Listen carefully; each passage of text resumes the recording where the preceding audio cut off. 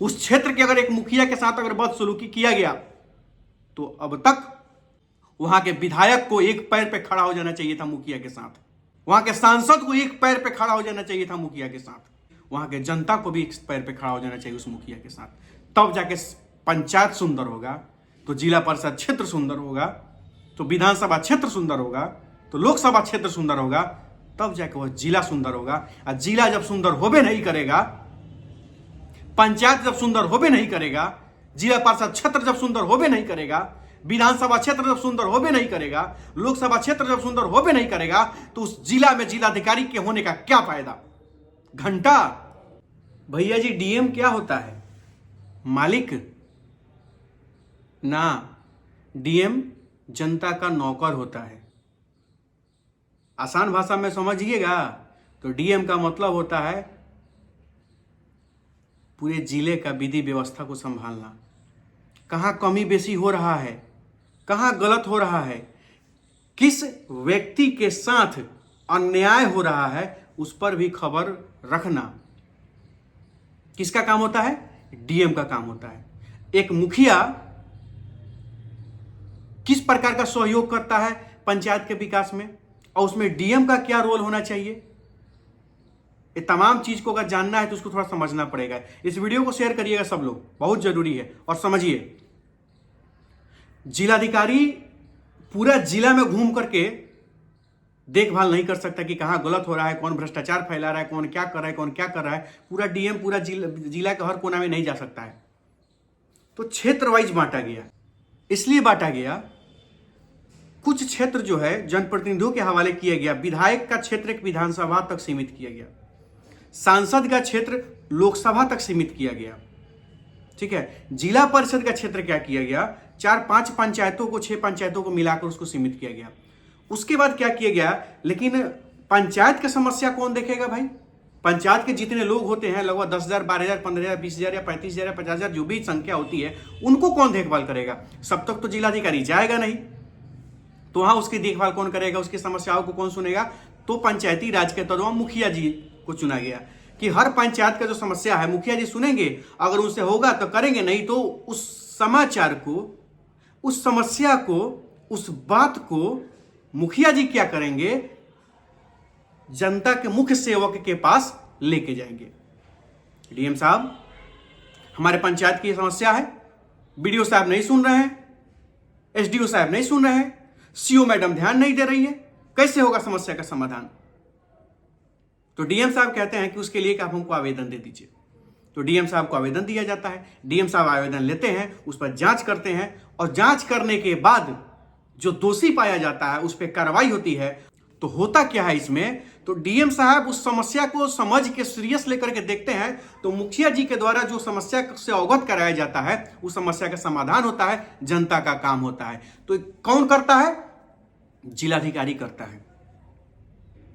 लेकिन अगर जिलाधिकारी को आदत हो जाएगा सत्ता की चाटुकारिता करने का, सत्ता के आगे पीछे हिलने का, डोलने का, किसी किसी का गुलामी का, तो किसी न किसी कीमत पर मुखिया हो चाहे कुछ भी हो, कितना भी इंफॉर्मेशन दिया जाएगा।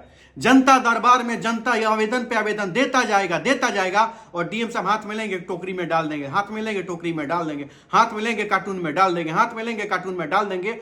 जनता आवेदन पर आवेदन देती रहेगी, जिलाधिकारी टोकरी में के टोकरी डालते रहेंगे, लेकिन उस समस्या का समाधान नहीं होगा। लेकिन जो मुखिया जात के नाम पर, धर्म के नाम पर पैसा बांट के, मुर्गा बांट के, दारू बांट के जो मुखिया बना है, उसकी जनता को उसके समस्याओं से कोई मतलब नहीं होता है। वो जनता को नहीं सुनेगा। जनता उसके पास जाएगा, उसके पास डिमांड कर देगा कि 30,000 लगता हुआ इंदिरा आवास में तुरा दे वही के पड़ता हुआ। वो आवेदन 30,000 नहीं देगा। अगर कोई जनता जाएगा बीडीओ साहब के पास, तो बीडीओ साहब के पास आवेदन रखा रह जाएगा, क्योंकि कमीशन सेट है। फलाना चिलाना अफसर के पास जाएगा, अफसर कमीशन सेट है, कोई कुछ नहीं करेगा। तब जाकर के एक मुखिया की जिम्मेदारी होती है कि नहीं भाई, काम तो करना होगा।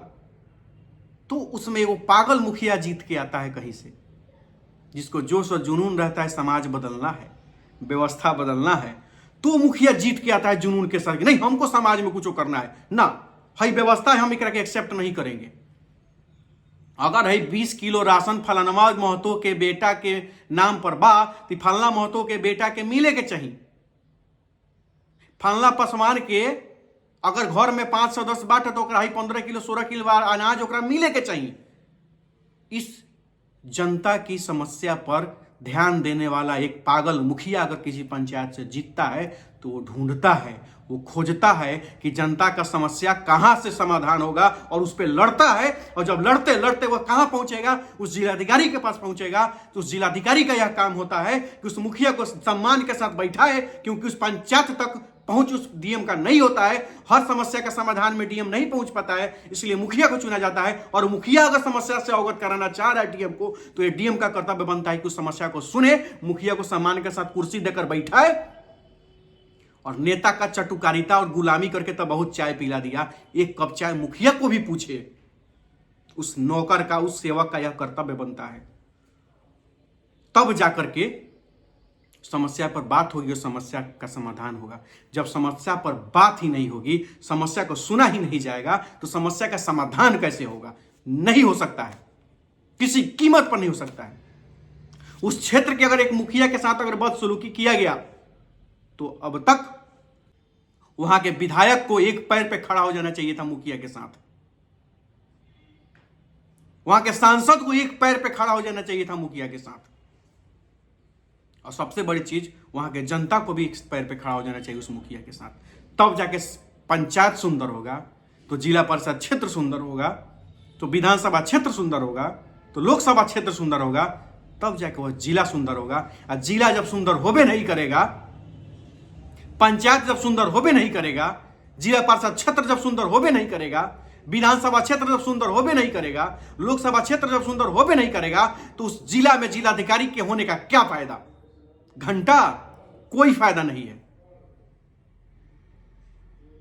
डीएम जो होता है ना, district magistrate, he has super power. वो एक रोता हुआ परिवार, बिलखता हुआ परिवार, टूटा हुआ परिवार को संभाल सकता है, खुशहाल बना सकता है। इतनी कैपेसिटी जिलाधिकारी के पास होती है। और आमदनी और फंड इतना होता है कि पूछिए मत, लेकिन उसको यूटिलाइज नहीं कर पाते हैं ये लोग। क्यों? क्योंकि सत्ता की गुलामी करनी है। प्रशासनिक व्यवस्था क्या है? हमेशा हम बोलते हैं प्रशासनिक व्यवस्था, सिविल हो या वर्दी हो, या एक चक्की पे बैठे हुए हैं ये लोग। और राजनीति की जो धुरी होती है ना, धुरी जहाँ पर चक्का नचते रहता है कुमार भाई का, उसी तरह वो चक्का जो है ना, ये प्रशासनिक पदाधिकारी हैं और राजनीतिक धुरी यहाँ लगी हुई है। जात का डंडा से घुमाया जा रहा है, कभी पैसा के डंडा से घुमाया जा रहा है, कभी मीट दारू के डंडा से घुमाया जा रहा है, और कभी सिस्टम के डंडा से घुमाया जा रहा है। जो जनता के समस्याओं का समाधान कभी होगा? विपिन सर जैसा कितना पागल मुखिया लोग तैयार हो जाए, लेकिन जनता जागरूक नहीं होगा, तो विपिन सर या अनिकेत रंजन क्या कर लेगा? लोग कुछ नहीं कर पाएगा। तो एक पागल मुखिया अगर अपने कर्तव्यों का निर्वहन करने के लिए तैयार खड़ा है ईमानदारी से, तो पीछे मत हटिएगा। हम जनता लोगों से कहना चाहते हैं, टाइट होकर के विपिन मुखिया के साथ खड़ा होइए। अरे एगो पंचायत अगर सुधर गया ना, पूरा बिहार का पंचायत सुधरेगा। वहां का जनप्रतिनिधि जागरूक नहीं हुआ तो वहां का जनता जागरूक होगा, वहां का युवा जागरूक होगा।